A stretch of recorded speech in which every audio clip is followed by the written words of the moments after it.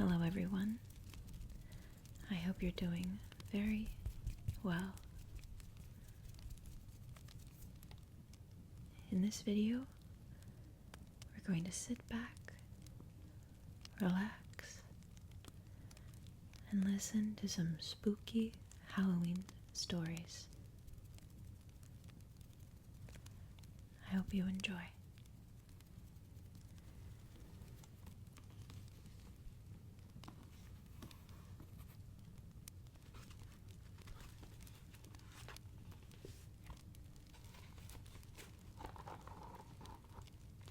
The first story I'm going to read to you is How to Have a Frightful Halloween by Roald Dahl.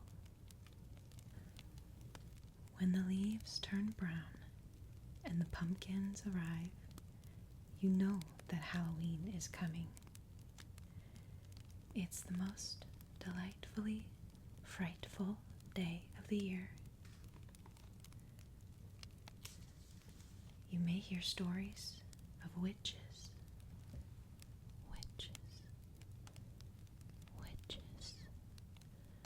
whose minds are always plotting, scheming,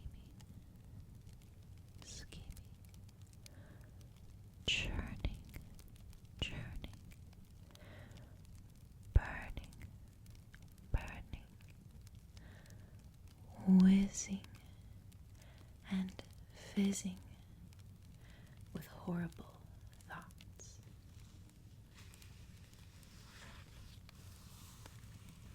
Real witches look like nice ladies. They dress in ordinary clothes and work ordinary jobs.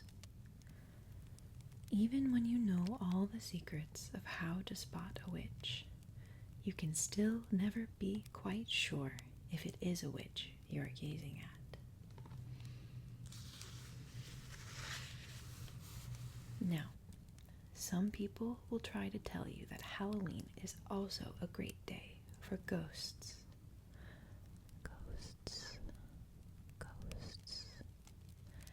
By some people, we mean ghosts. That is because Halloween is a day for tricks and treats. Ghosts are especially good at the trick part. Mr. and Mrs. Twit love tricking each other. They don't even need ghosts for that.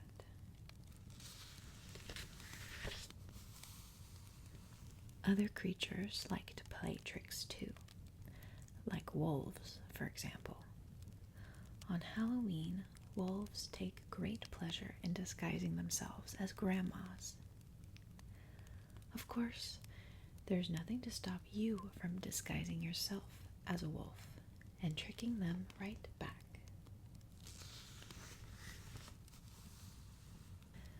But what are tricks without treats? After all, treats are also a very important part of Halloween. Why, if you asked a certain candy maker, he might even have some delectable confections fresh from the inventing room for you. A real witch will naturally disagree, so be sure to keep your treats close to you. Perhaps now would be a good time to play a trick on them. What shall it be? There's a baby crocodile in my soup trick? A Halloween surprise? No, that won't do. Real witches aren't afraid of crocodiles. Then, how about a dose of Formula 86 Delayed Action Mouse Maker? That would be a shocking sight. Then you can celebrate with a happy little Halloween pumpkin dance just for fun. What's more fun on Halloween than trick-or-treating for candy? All you need is a costume and a bag to hold all your yummy, delumptious treats. Delumptious, delumptious, delumptious. Approach each home, ring the doorbell, and shout, "Trick or treat." Remember to say please and thank you, but in a most hideous way, for it is Halloween. Please. Thank you. Just watch out for any ghouls, goblins, or twits. They may lurk in the bushes, waiting to take your treats.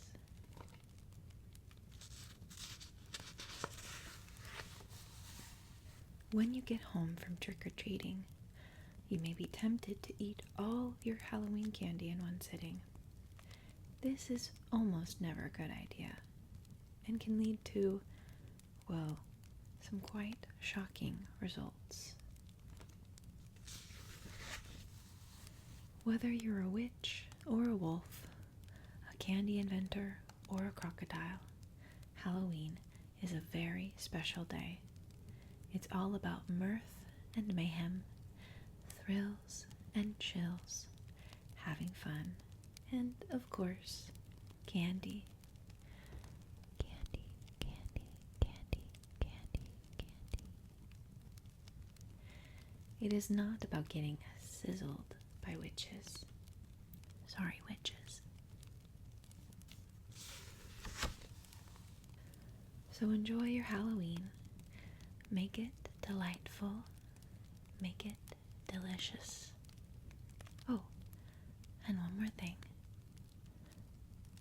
Boo. Boo. Boo. Boo. Boo.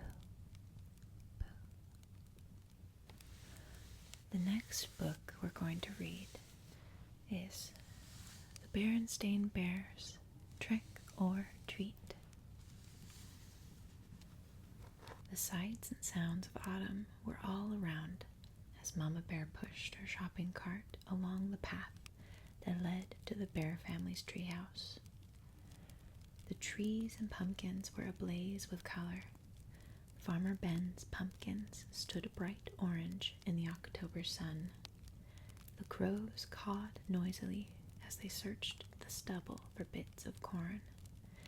Wild geese in great V formations honked high in the sky as they flew south.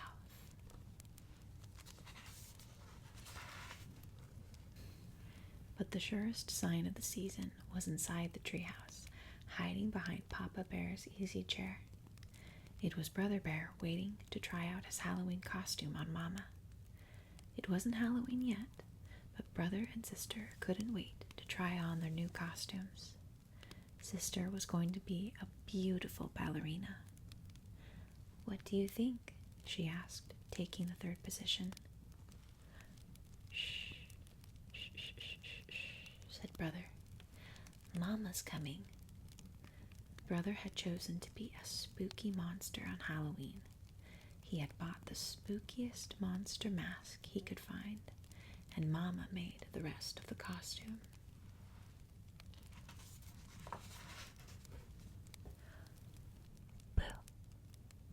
He shouted as Mama came in with the groceries. "Help! A monster!" she cried, pretending to be frightened. "It's only me, Mama," he said, showing his face. "So it is," said Mama. "Well, that just goes to show that appearances can be deceiving." "Appearances can be deceiving? What's that mean?" asked Sister. "It's just a grown-up way of saying that things aren't always what they look like," explained Mama as she unpacked the groceries. "Look, goodies," said Brother. "Hands off, please," said Mama. "Those are for trick-or-treaters who come to our house tomorrow night." Brother and Sister were very excited about Halloween, and a little nervous too. This was the first year they would be going trick-or-treating without a grown-up along to supervise. I'm not so sure I like the idea of them going by themselves, said Papa as he carved the pumpkin he got from Farmer Ben. It's pretty spooky out there, he added, making a scary face at the cubs. Very spooky, very spooky, very spooky.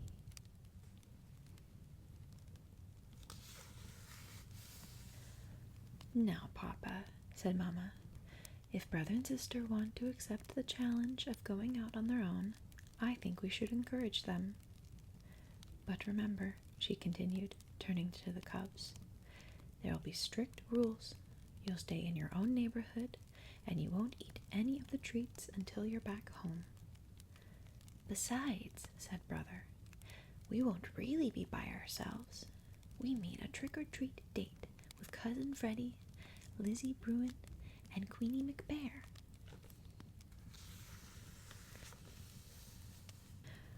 There, said Papa, putting the finishing touches on the jack-o'-lantern. Then he lit a candle inside and turned out all the lights. It was pretty scary. The next day, Brother and Sister began planning the trick-or-treat route they'd follow that night. Brother got a pencil and paper and made a map of the neighborhood. That way, he explained, they wouldn't miss anybody. Let's see now, he said. We'll stop at our houses first.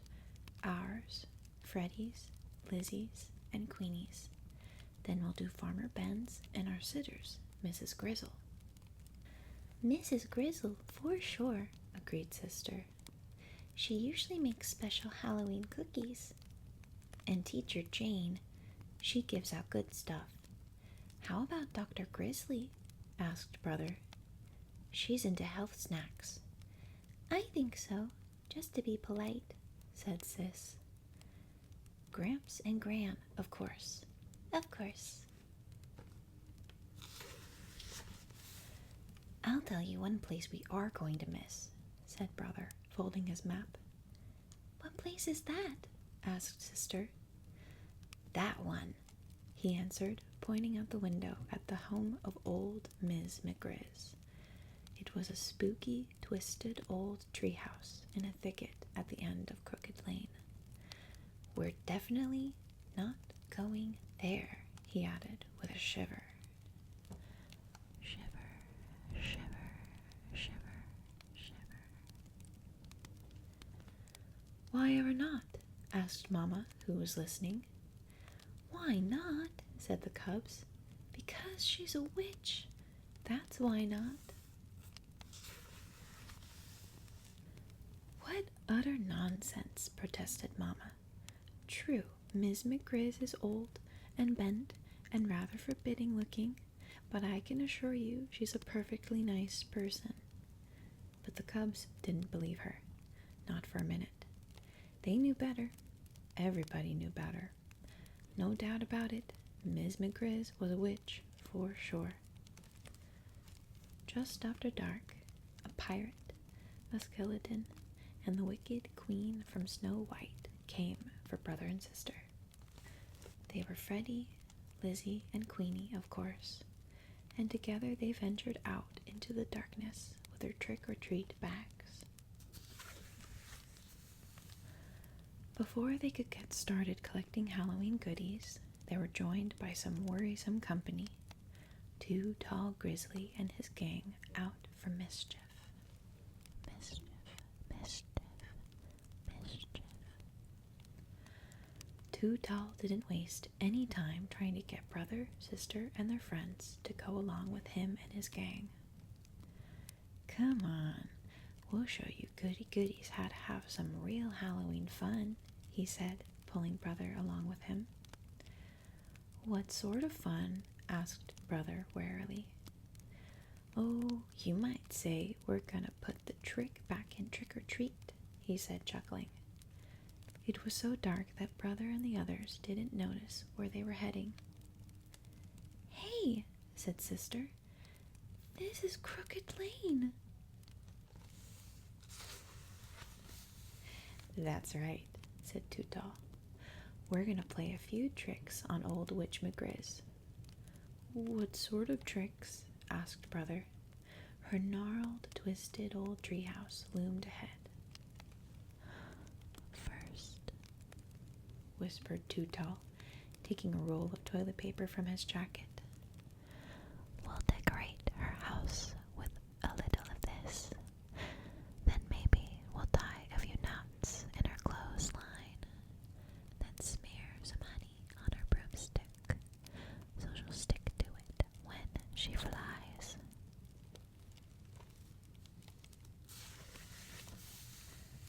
But before Dahl and his gang could start their mischief, the front door opened and a bright yellow light stabbed the darkness. And there in the doorway stood the frightening figure of old Miss McGriz. "Aha," she said in a gravelly voice. "I'm ready for you." She then led the terrified cubs into a cozy living room. To their great surprise, there was a big array of beautiful candy apples, all prepared for Halloween visitors. "Mama was right," whispered Sister to Brother. "Miss McGriz really is a sweet, kind old person." The cubs thanked her for the beautiful apples and went about the rest of their trick-or-treat business. Later that evening, Brother and Sister were at home looking over all the treats they had collected. The beautiful candy apples stood out, and Papa asked where they came from. "From Miss McGriz," answered Brother. "From that scary-looking old grouch that lives down Crooked Lane?" said Papa. "That's right," said Brother, taking a delicious bite of his candy apple. "You must really try to remember, Papa," said Sister, giving her apple a little lick. "Appearances can be quite deceiving." The end.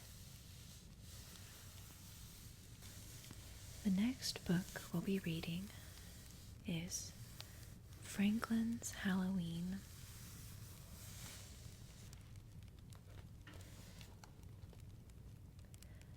Franklin could count by twos and tie his shoes. He knew the days of the week, the months of the year, and the holidays in every season. Today was October 31st. It was Halloween. Franklin could hardly wait for tonight's costume party. Everyone would be there. Franklin and his friends had talked about the party for weeks.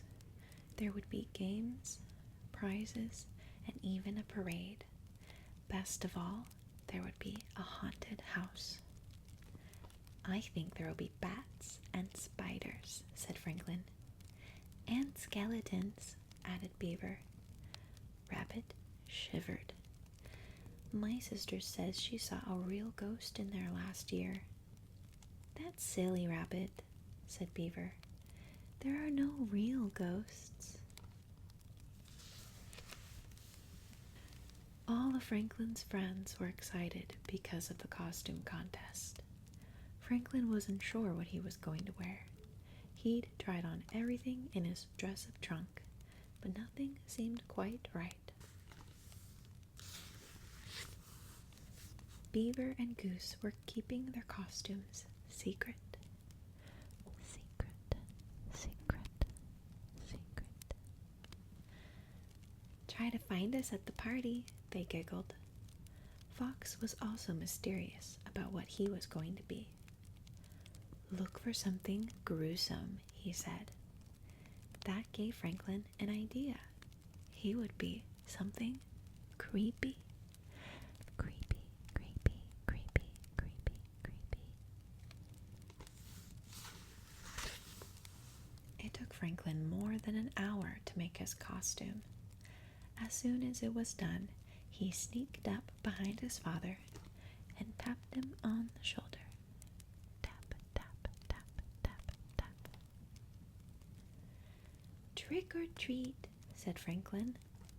"Ah!" gasped his father. "Who are you?" In his deepest and spookiest voice, Franklin answered, "It is me, Frankenstein." On the way to town, Franklin tried to guess who was inside each costume. "At least I don't have to worry about finding Bear," said Franklin. "He's always a ghost." By the time Franklin and his parents arrived, the party had started. Franklin spotted a ghost at the apple popping and hurried toward him. "Hello, Bear," Franklin said. "Ooh," answered the ghost. "That's good, Bear," said Franklin. "You sound really scary." Franklin bobbed for an apple. Then he ran to the pumpkin toss. It was his favorite game because he always won a treat. Franklin's bag was almost full by the time the judges announced the costume contest. While everyone lined up for the parade, Franklin tried to find more of his friends. He thought he recognized Beaver and Goose, but where was Fox? They marched around the building twice. Franklin made horrible monster sounds and shuffled with stiff, straight legs. He won the prize for being the best green monster. There was only one more thing to do. Go into the haunted house.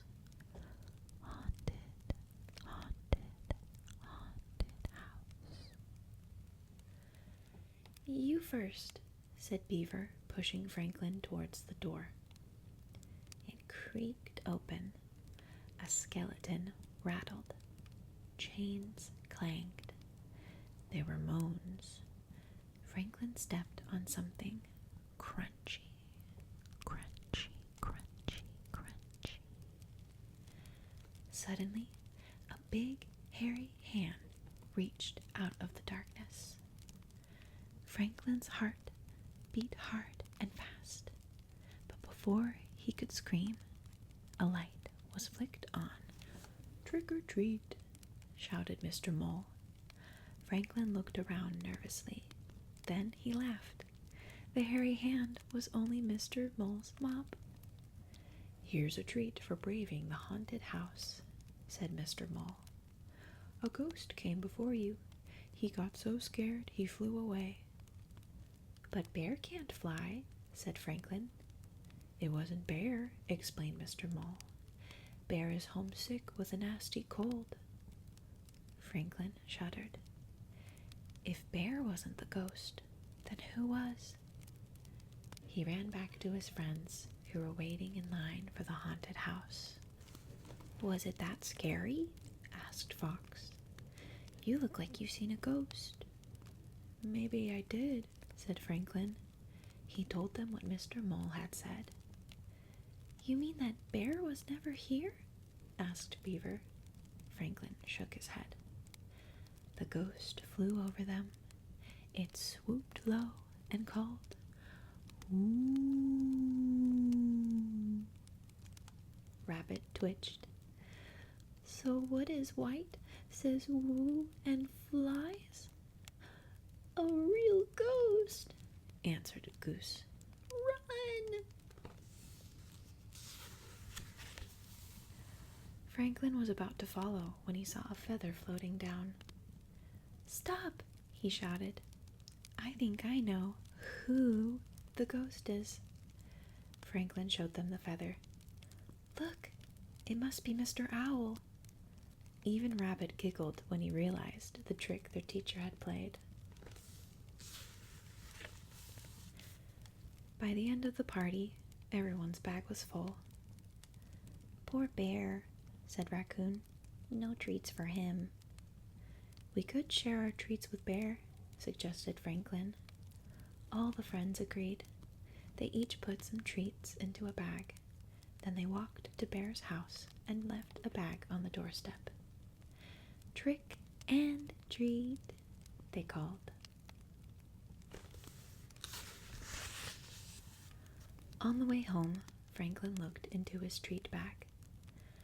"Goodness," said his mother, "you have enough there to last until next Halloween." "Maybe," said Franklin, sampling a few. But secretly, he hoped the treats would last until the end of the week. The end.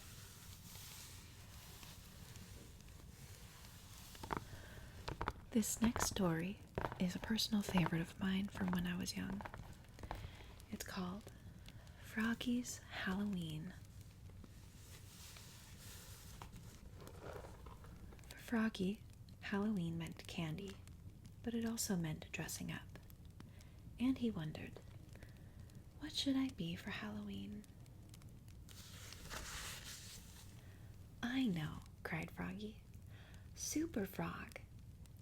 Flying high over the city, faster than a dragonfly, stronger than a bullfrog." "No, something spooky." "I know," cried Froggy. "Ghost Frog." He poked 2 holes in his mother's best white sheet and draped it over his head. Ooh.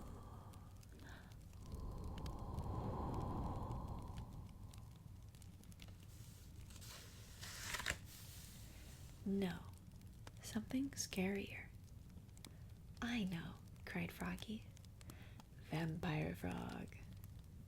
He pulled on his black cape, swoosh, pulled on his mom's black tights, soup, put on his slick black wig, zat, and said in his best Dracula voice, "Trick or treat, smell my feet, give me something good to eat.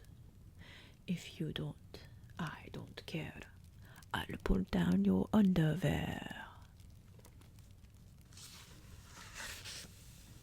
"Froggy," called his mother. "What?" "Halloween's not till next week. You're supposed to be doing your homework, dear." "I'm Count von Frogula," said Froggy. "Vampire frogs don't do homework." Froggy's mother laughed.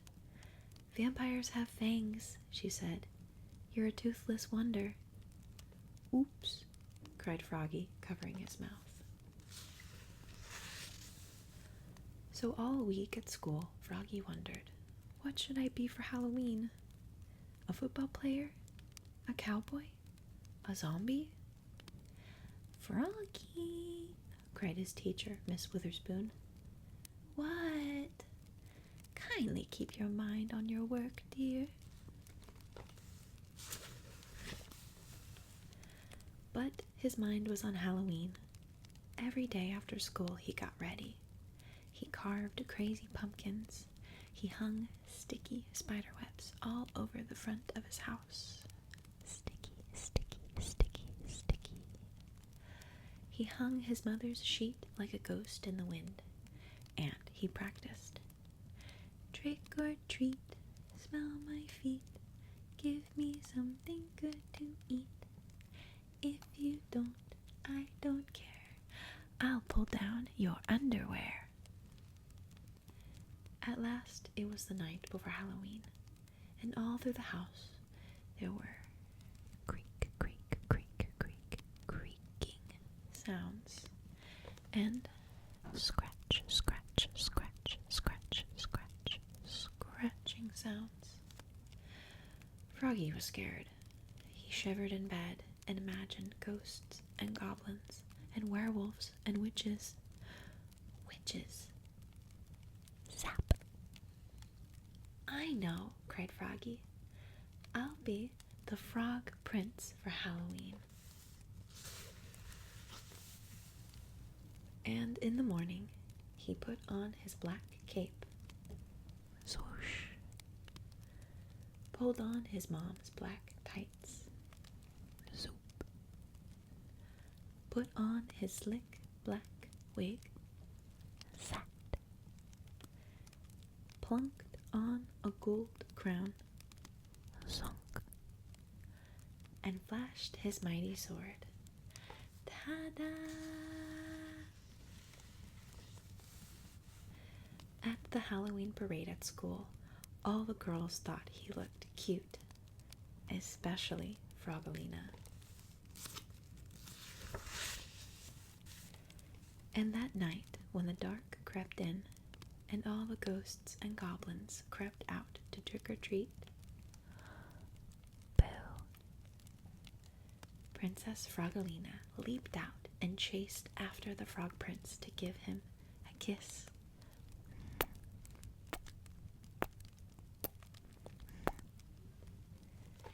Eek!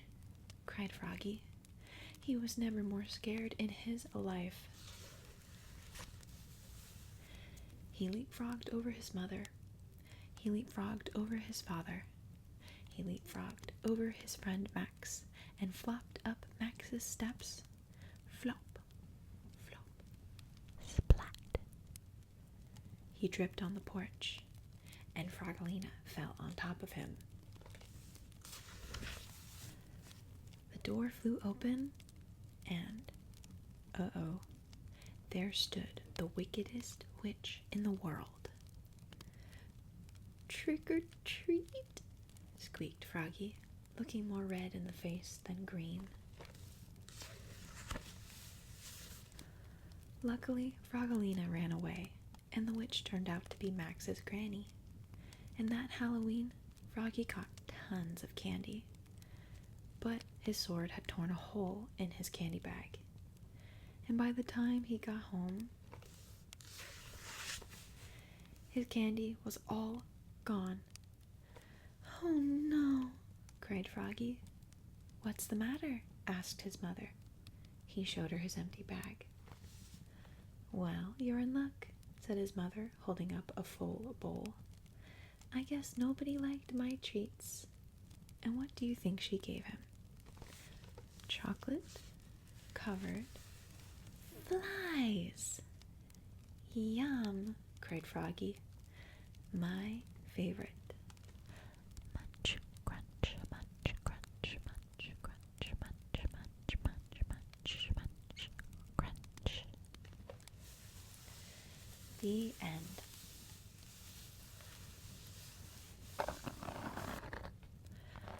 The last book we're going to be reading is another Berenstain Bears book.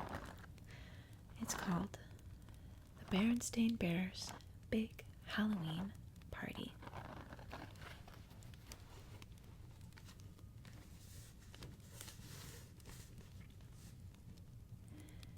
It was autumn in Bear Country, and Halloween was on its way.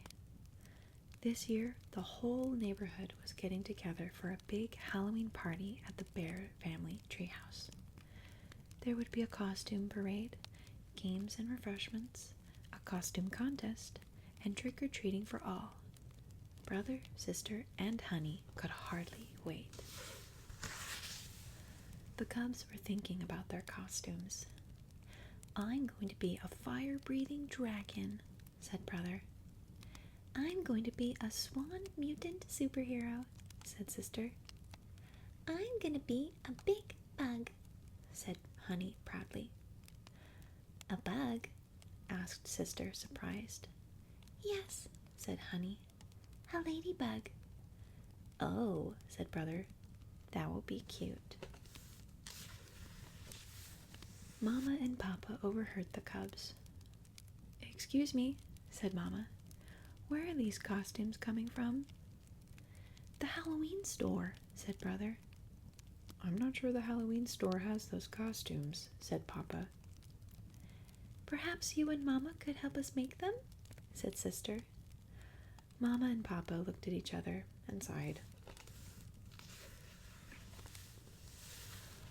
On Halloween Day, the cubs' costumes were ready. They were magnificent. The whole family had, indeed, worked on them together. The neighbors were decorating the treehouse and setting out games and refreshments. The neighborhood cubs were wildly excited. Said Papa. Now we're going to fill them up with sugar and candy. The party began with a grand costume parade. The cubs were given all sorts of noisemakers, toy horns, cowbells, potlets,